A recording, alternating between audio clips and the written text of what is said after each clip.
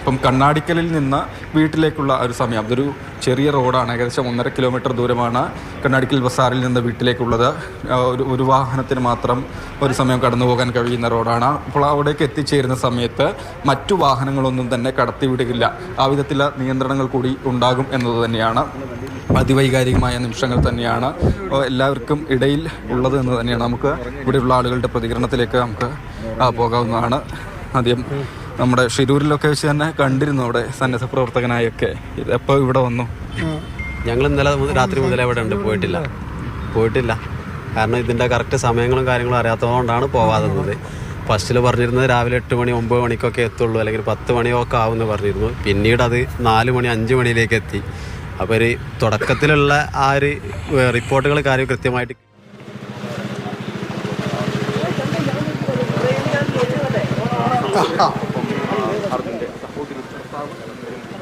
ഉണ്ട്. അവരോട് ആശയവിനിമയം മന്ത്രി ഉൾപ്പെടെയുള്ള ആളുകൾ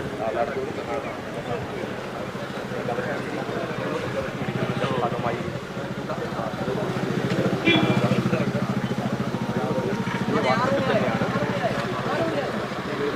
മന്ത്രി എ കെ ശശീന്ദ്രൻ അർജുൻ്റെ ബന്ധുവായ ജിതയോട് സംസാരിക്കുകയാണ്. അഴിക്കലിലെത്തിയിരിക്കുന്നു എന്നാണ് മനസ്സിലാക്കുന്നത്. ഫെലിക്സ് അവിടെ നിന്നും ചേരുന്നുണ്ട്. ഫെലിക്സ്, മൃതദേഹം ഏറ്റുവാങ്ങാനുള്ള നീക്കമാണോ അവിടെ നടക്കുന്നത്? നമ്മൾ മന്ത്രിയൊക്കെ ദൃശ്യത്തിൽ കാണുന്നുണ്ട്, പറയും.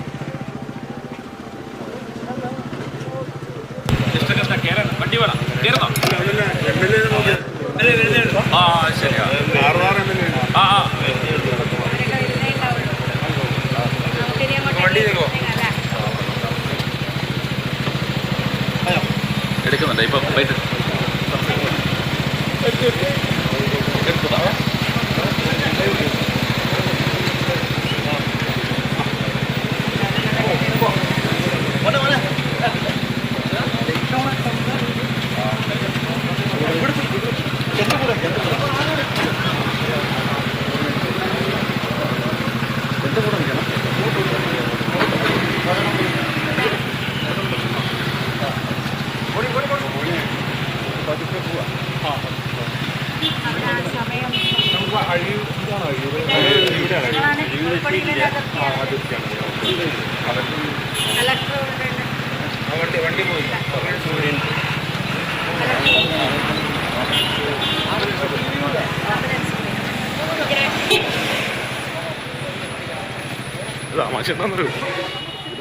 കോഴിക്കോട് ജില്ലാ അതിർത്തിയാണ്.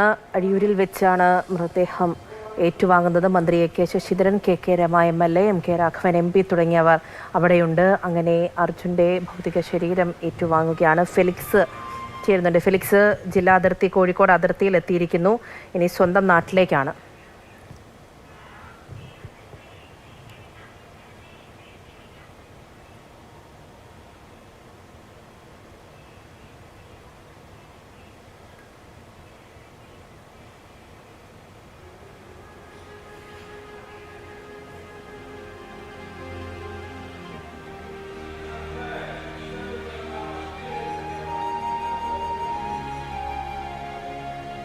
അർജുൻ്റെ മൃതദേഹം കണ്ണൂർ കാസർഗോഡ് അതിർത്തിയിൽ വെച്ച് മന്ത്രി എ കെ ശശീന്ദ്രൻ്റെ നേതൃത്വത്തിലാണ് ഏറ്റുവാങ്ങിയത്.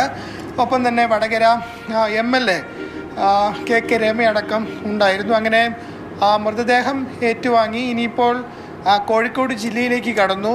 അഴിയൂർ പിന്നിട്ട് കഴിഞ്ഞു. ഇനിയിപ്പോൾ വടകരയിലേക്ക് എത്തും. പിന്നീട് കൊയിലാണ്ടി, കോഴിക്കോട്, ആ രീതിയിൽ ഏതാണ്ട് 1 മണിക്കൂറിനുള്ളിൽ തന്നെ വീട്ടിലേക്ക്, കണ്ണാടിക്കലെ വീട്ടിലേക്ക് എത്തിക്കാൻ കഴിയും എന്നതാണ് പ്രതീക്ഷിക്കുന്നത്.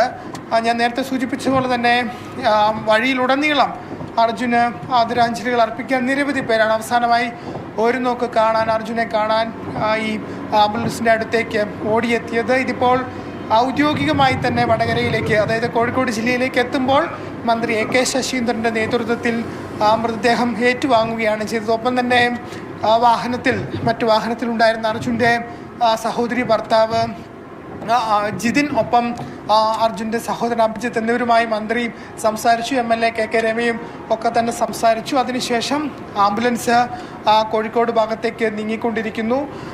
വളരെ വൈകാരികമായൊരു നിമിഷം തന്നെയാണ്. പ്രത്യേകിച്ചും അർജുനെ സംബന്ധിച്ചിടത്തോളം നമ്മൾ 72 ദിവസമായി വലിയ രീതിയിലുള്ള പ്രയത്നം അതിന് പിന്നിലുണ്ടായിരുന്നു. അർജുനെ ഒരു നോക്ക്, അവസാനമായി ഒരു നോക്ക് കാണാൻ അർജുൻ്റെ പ്രിയപ്പെട്ടവർ മാത്രമല്ല മലയാളികളെല്ലാവരും ആഗ്രഹിച്ചതാണ്. ഏതായാലും അവസാനമായി അർജുനെ കിട്ടി എന്നത് ഒരു ആശ്വാസം തന്നെ. പക്ഷേ അപ്പോഴും നമ്മൾ പ്രതീക്ഷിച്ചതുപോലൊന്നുമല്ല കാര്യങ്ങൾ ഉണ്ടായത് എന്നതും സങ്കടകരമാണ്. ഏതായാലും ഇപ്പോൾ അർജുൻ്റെ മൃതദേഹം വഹിച്ചുകൊണ്ടുള്ള ആംബുലൻസ് വടകരയിലേക്ക് എത്തുന്നു എന്നതാണ്. വടകര കഴിഞ്ഞാൽ ഞാൻ നേരത്തെ സൂചിപ്പിച്ചതുപോലെ കൊയിലാണ്ടി, പിന്നീട് കോഴിക്കോട്. അങ്ങനെ എത്രയും വേഗം ഏതാണ്ട് 1.5 മണിക്കൂർ കൊണ്ട് കോഴിക്കോട് എത്താൻ കഴിയും എന്നതാണ് നമുക്ക് മനസ്സിലാക്കാൻ കഴിയുന്നത്. അങ്ങനെയെങ്കിൽ ഒരു 8 മണിക്ക് അല്ലെങ്കിൽ 8 മണിയോടുകൂടി തന്നെ മൃതദേഹം അവിടേക്ക് എത്തിക്കാൻ കഴിയും. ഇപ്പോൾ വടകരയിലേക്ക് എത്തുമ്പോൾ അർജുൻ്റെ സുഹൃത്തുക്കളുണ്ട്, ഒപ്പം തന്നെ ബന്ധുക്കൾ, ഒപ്പം സർക്കാരിൻ്റെ പ്രതിനിധികളൊക്കെ തന്നെ അർജുൻ്റെ മൃതദേഹം ഏറ്റുവാങ്ങാനായി അഴിയൂരിൽ ഉണ്ടായിരുന്നു. അതിനുശേഷം ഇപ്പോൾ ഈ വടകരയിലേക്ക് വാഹനം എത്തുന്നു എന്നതാണ്. സതീഷ് കൃഷ്ണ സെയിൽ MLA അടക്കമുള്ളവർ ആ മൃതദേഹത്തെ അനുഗമിക്കുന്നുണ്ട്. നമുക്കറിയാം ഈ ഒരു ദൗത്യം കർണാടക പോലൊരു സ്ഥലത്ത് ഇങ്ങനെ ഒരു അപകടം നടക്കുമ്പോൾ എന്താകും എന്നത് ആദ്യഘട്ടത്തിൽ നമുക്കൊരു വ്യക്തതയില്ലായിരുന്നു. എന്താകും ഇതിൻ്റെ ഭാവി, അല്ലെങ്കിൽ ഏത് രീതിയിൽ കേരളത്തിലല്ല ഇങ്ങനൊരു അപകടം നടന്നിരിക്കുന്നത്, അങ്ങനെയൊക്കെയുള്ള വലിയ ആശങ്കകൾ ഒരു കാലത്ത്, ഒരു സമയത്ത് നമുക്കുണ്ടായിരുന്നു. എന്നാൽ അതിനുശേഷം വലിയ രീതിയിൽ ഈ രക്ഷാപ്രവർത്തനത്തിന് അല്ലെങ്കിൽ അർജുനെ കണ്ടെത്താനുള്ള തെരച്ചിലിനൊക്കെ നേതൃത്വം നൽകിയത് കാരവാർ MLA സതീഷ് കൃഷ്ണ സെയിലായിരുന്നു. അദ്ദേഹത്തിന്റെ ഇടപെടൽ വലിയ ആശ്വാസമാണ് കേരളത്തിലെ സംബന്ധിച്ചിടത്തോളം ഒക്കെ ആ സമയത്ത് ഉണ്ടായിരുന്നത്. എങ്ങനെയാണ് അപ്പോൾ ഈ അർജുന്റെ വിലാപയാത്ര നടക്കുമ്പോൾ, അല്ലെങ്കിൽ അർജുനെ അവസാനമായി വീട്ടിലേക്ക് എത്തിക്കുമ്പോൾ സതീഷ് കൃഷ്ണ സെയിൽ MLA അടക്കമുള്ളവർ ഈ വാഹനത്തെ അനുഗമിക്കുന്നു, അവരും ഈ വീട്ടിലേക്ക് എത്തുന്നു എന്നതാണ്. ഒപ്പം തന്നെ ഞാൻ നേരത്തെ സൂചിപ്പിച്ച പോലെ തന്നെ ഈശ്വർ മാൽപ്പെ വലിയ രീതിയിൽ, വലിയ സാഹസികമായി തന്നെയാണ് ഈ തെരച്ചിലിന് ആദ്യഘട്ടത്തിൽ നേതൃത്വം നൽകിയത്. അതായത് അവിടെ ഉണ്ടായിരുന്ന ഈശ്വർ മാൽപ്പെ പല തവണകളായി ഈ ദൗത്യത്തിൽ ഏർപ്പെട്ടു. പക്ഷേ അത് പൂർണ്ണതോതിൽ വിജയിച്ചില്ലെങ്കിലും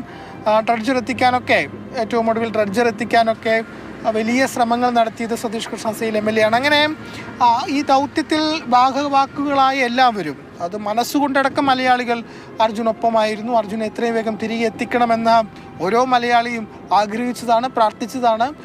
അങ്ങനെ പക്ഷേ നമ്മൾ ആഗ്രഹിച്ച പോലെ ഒന്നുമല്ല സംഭവിച്ചെങ്കിലും അവസാനമായി അർജുൻ്റെ ചേതനേറ്റ ശരീരം ലഭിച്ചു. ഏതായാലും ഇപ്പോൾ കോഴിക്കോട്ടേക്ക് എത്തുകയാണ്. നമ്മൾ നേരത്തെ സൂചിപ്പിച്ച പോലെ വടകരയിലേക്ക് എത്തുന്നു. വടകരയിൽ നിന്നും കൊയിലാണ്ടി വഴി കോഴിക്കോട്ടേക്ക് എത്രയും വേഗം എത്തിക്കാൻ കഴിയും എന്നാണ് പ്രതീക്ഷിക്കുന്നത്. കോഴിക്കോടേക്ക് എത്തുമ്പോൾ അതൊരു വലിയ വിലാപ യാത്രയായി മാറും. ഡ്രൈവർമാരുടെ അടക്കം അകമ്പടിയോടുകൂടി, അല്ലെങ്കിൽ അത്രയും അധികം ആളുകൾ ഈ വിലാപയാത്രയുടെ ഭാഗമാകുമെന്നതാണ് നമുക്ക് മനസ്സിലാക്കാൻ സാധിക്കുന്നത്. ഏതായാലും അവസാനമായി അർജുൻ തിരികെ അവൻ്റെ വീട്ടിലേക്ക് എത്തുകയാണ്.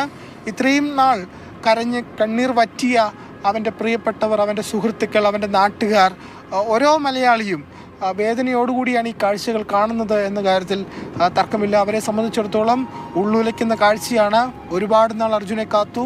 അപകട സമയത്തും അപകടത്തിന് ശേഷവും നമ്മൾ ജീവനോടെ തിരികെ കിട്ടും എന്ന് പ്രതീക്ഷിച്ചു, പ്രാർത്ഥിച്ചു. പക്ഷേ അങ്ങനെയൊന്നുമല്ല സംഭവിച്ചത്. ഏതാണ്ട് 2.5 മാസക്കാലം ഒരു കാത്തിരിപ്പുണ്ടായിരുന്നു. 2.5 മാസത്തിന് ശേഷം വേദനയോടെയാണെങ്കിലും അർജുൻ്റെ ശരീരം തിരികെ കിട്ടി എന്നതാണ് അല്പം ആശ്വാസകരമായി മാറിയത്. ഏതായാലും ഇപ്പോഴത്തെ സാഹചര്യത്തിൽ വീട്ടിലേക്ക് മൃതദേഹം എത്തിക്കുന്നു. അത് ഏതാണ്ട് 8 മണിയോടുകൂടി, ഏതാണ്ട് 1 മണിക്കൂർ സമയം കൊണ്ട് ഈ വടകര പിന്നിട്ട് കോഴിക്കോടേക്ക് എത്തിക്കാൻ കഴിയും എന്ന് തന്നെയാണ് പ്രതീക്ഷ.